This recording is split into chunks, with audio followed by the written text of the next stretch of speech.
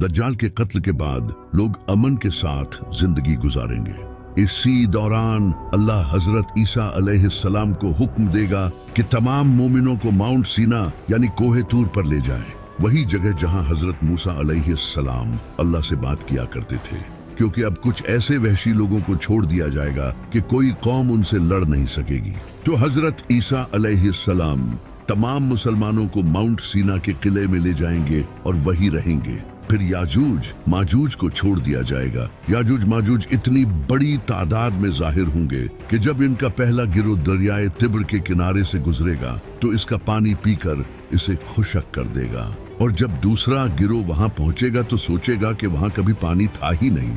वो चूंटियों और टिड्डियों की तरह चारों तरफ फैल जाएंगे और जमीन पर तबाही मचाएंगे। जमीन पर हंगामा और कत्ल गारत करने के बाद वो कहेंगे, हमने जमीन की तमाम मखलूकों को कत्ल कर दिया है, अब हम आसमान वालों को मार डालेंगे।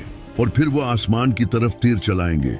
कुदरत के तरीके अजीब हैं, उनके तीर खून आलूद होकर वापस आएंगे। एक तरफ वो अपने शैतानी कामों में मसरूफ होंगे और दूसरी तरफ हजरत ईसा अलैहिस्सलाम अपने साथियों के साथ माउंट सीना के किले में ठहरे होंगे, जहां उन्हें इस कदर शदीद भूख का सामना करना पड़ेगा कि एक इंसान के सर गाय की कीमत 100 सोने के सिक्कों से कहीं ज्यादा होगी। इस नाजुक मोड़ पर हजरत ईसा अलैहिस्सलाम अपने साथियों के साथ अल्लाह से दुआ करेंगे। अल्लाह इनकी दुआ कबूल करेगा और याजूज माजूज की गर्दनों में एक किस्म के जरासीम पैदा करेगा, जिससे वो एक ही रात में मर जाएंगे।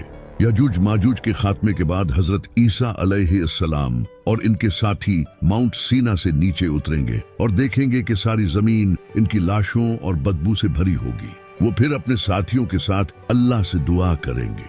अल्लाह एक तेज हवा भेजेगा और एक किस्म के परिंदे आएंगे और लाशों को उस जगह ले जाएंगे जहां अल्लाह उन्हें ले जाने का हुक्म देगा। इनके तीर और कमान इतनी तादाद में होंगे कि मुसलमान इनको 7 साल तक आग की लकड़ी के तौर पर यूज करेंगे। इसके बाद बारिश होगी जो जमीन को बराबर कर देगी। अब अल्लाह जमीन को फल पैदा करने का और आसमान को अपनी नीमतें बरसाने का हुक्म देगा।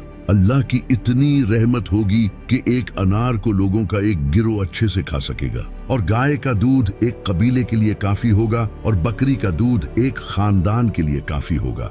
हजरत ईसा अलैहिस्सलाम 40 साल तक मुसलमानों की इमामत करेंगे और दुनिया में इंसाफ से हुकूमत करेंगे। इन 40 सालों में दज्जाल के कत्ल के 7 साल भी शामिल हैं।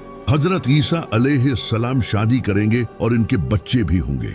वो नबी सल्लल्लाहु अलैहि वसल्लम की कब्र मुबारक पर सलाम कहेंगे और नबी सल्लल्लाहु अलैहि वसल्लम इसका जवाब देंगे। वो उम्रा या हज करने के लिए मदीना के करीब रूहा नाम की एक जगह के रास्ते मक्का जाएंगे। इन तमाम वाक़यात के होने के बाद वो वफात पा जाएंगे। मुसलमान इनको रोजा सल्लल्लाहु अलैहि वसल्लम के पहलू में दफन करेंगे। हजरत ईसा अलैहिस्सलाम की वफात के बाद यमन का रहने वाला कबीला कहतान से जहजा नाम का इंसान खलीफा बनेगा। इसके बाद कुछ और बादशाह होंगे जिनके दौर में कुफ्र फैलेगा। इस दौरान एक घर मगरिब में और दूसरा मशरिक में जमीन में धंस जाएगा, जहां तकदीर के मुनकर रहते होंगे। फिर एक अजीब किस्म का धुआं आसमान से नीचे जमीन तक पूरी दुनिया को सियाह करता हुआ नजर आएगा। ये 40 दिन तक जारी रहेगा और मोमिनों को ठंडा करेगा और काफिरों और मुनाफिकों को बेहोश कर देगा। कुछ एक दिन बाद होश में आ जाएंगे, कुछ 2 दिन बाद और कुछ 3 दिन बाद, और फिर जुल्हज के महीने में एक रात कुर्बानी के दिन के बाद आएगी जो इतनी लंबी होगी कि बच्चे रोने और नूहा करने लगेंगे। मुसाफिर थक जाएंगे और मवेशी चरने के लिए बहुत बेचैन होंगे। लोग रोएंगे और माफी मांगेंगे। आखिरकार सूरज तकरीबन 3 या 4 रातों के बाद मगरिब से तुलू होगा। जैसे चांद ग्रहण बेचैनी की हालत में हल्की सी रोशनी डालता है, ये आसमान के दरमियान तक जाएगा और फिर वापस मगरिब में गरूब हो जाएगा।